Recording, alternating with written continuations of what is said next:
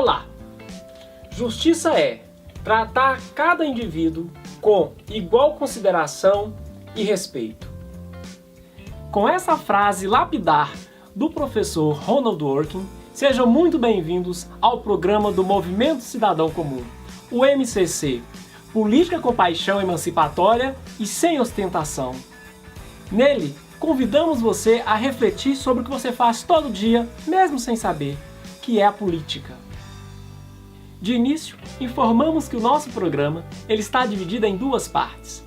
Na primeira parte, abordaremos os gargalhos nos quais o cidadão comum está submetido em suas questões perante o Poder Judiciário, bem como as propostas do MCC para resgatar a autoestima de cada indivíduo perante o ordenamento jurídico. Na segunda parte, abordaremos uma questão que você nos enviou pelo nosso e-mail, movimentocidadãocomum@gmail.com. Vamos à primeira parte?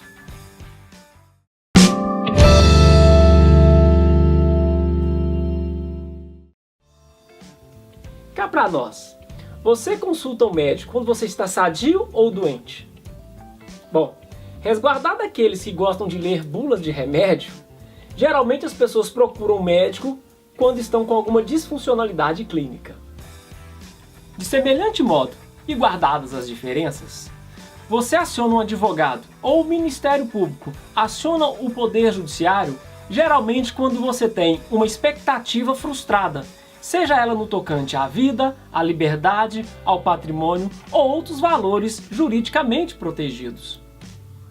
Essa arquitetura que coloca o Poder Judiciário como não sendo submetido ao escrutínio eleitoral, como é o caso do Poder Legislativo e do Poder Executivo, é fruto da Assembleia Nacional Constituinte de 1987, que aprovou a nossa atual Constituição em 5 de outubro de 1988, a nossa Constituição Cidadã.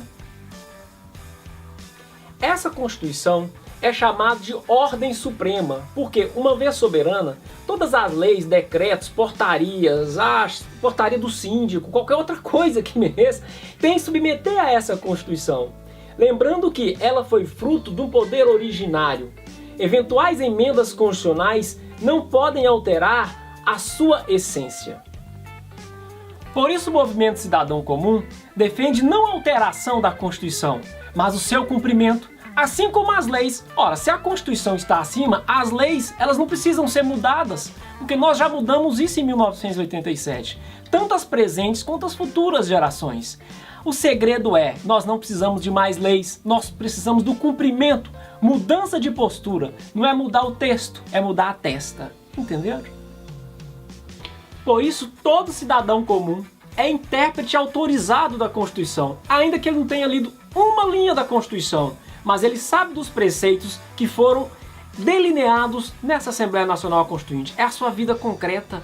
Lei é fruto da nossa vida concreta e não de auspícios de um Congresso ou mesmo do Poder Judiciário em si. É isso mesmo que vocês ouviram. Não estou chutando o pau da barraca. Pelo contrário, eu estou legitimando o Poder Judiciário.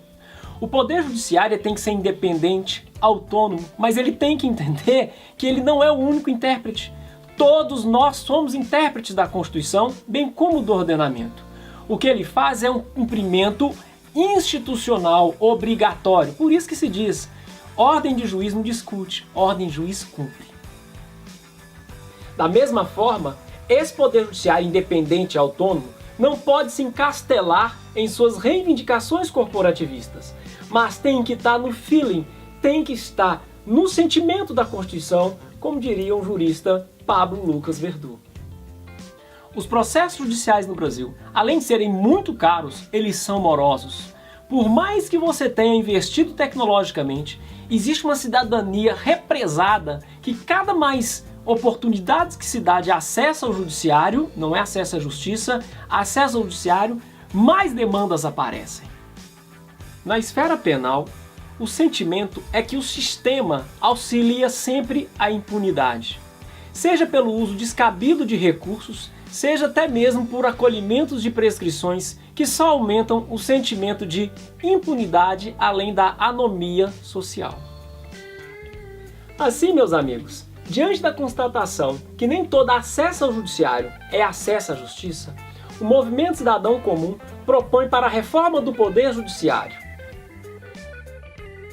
Fim do foro privilegiado, ou seja, as autoridades devem ser julgadas na primeira instância como qualquer cidadão comum, exceto para os cargos de Presidente da República, Presidente da Câmara dos Deputados, Presidente do Senado Federal e os ministros do Supremo Tribunal Federal. Criar órgãos especializados em julgar crimes contra a administração pública e improbidade administrativa, visando assim acelerar o julgamento de atos de corrupção que furtam a cidadania plena de milhões de brasileiros. Reforma da legislação processual para permitir que os entes públicos e as entidades da sociedade civil possam facultativamente habilitar-se como assistente de acusação penal em crimes contra a administração pública. Priorizar a gestão de recursos humanos e financeiros para os juízes de primeira instância e tribunais de segunda instância, que atendem diretamente à população. Implementar cortes administrativas para as ações de execução fiscal. Fortalecer mecanismos de mediação e arbitragem.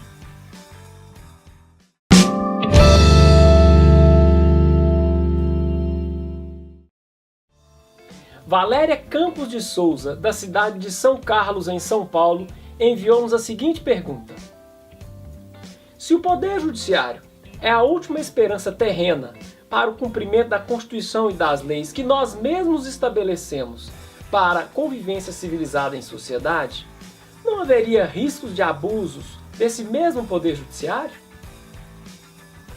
Valéria, esses não são tempos fáceis. Obrigado por sua participação e aproveitamos para dar um abraço a todos aí em São Carlos e no estado de São Paulo. Aqui, vamos combinar uma coisa? Em um país de tradição autoritária como o Brasil, o cidadão comum não pode mais deixar ao poder administrativo ou judicial o cumprimento de suas expectativas estabelecidas na Constituição e nas leis, como fazem muito de nós até hoje. O apelo que o MCC tem feito em todo o Brasil é que o cidadão comum não se deixe ser substituído ou tutelado por ninguém, seja pelo prefeito, governador, presidente, o Ministério Público ou mesmo o Poder Judiciário. O Brasil só cresce se você também crescer.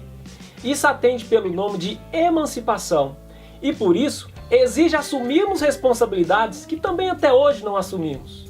Deixamos sempre para as autoridades de plantão, para as futuras gerações ou até mesmo para o cumprimento da famosa Lei de Gerson. O que eu ganho com isso?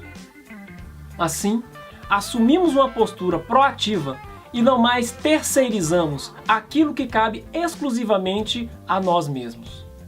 Assim, os riscos de abusos institucionais são reduzidos e, ao contrário, aumenta-se as possibilidades de emancipação, bem como o sentimento de pertencimento a uma sociedade cada vez mais democrática e plural. Desse modo, finalizamos mais um programa, convocando a sua participação pessoalmente em nossas células MCC ou virtualmente nos nossos canais no YouTube e no Facebook. Até a próxima, meus amigos. Integre essa luta.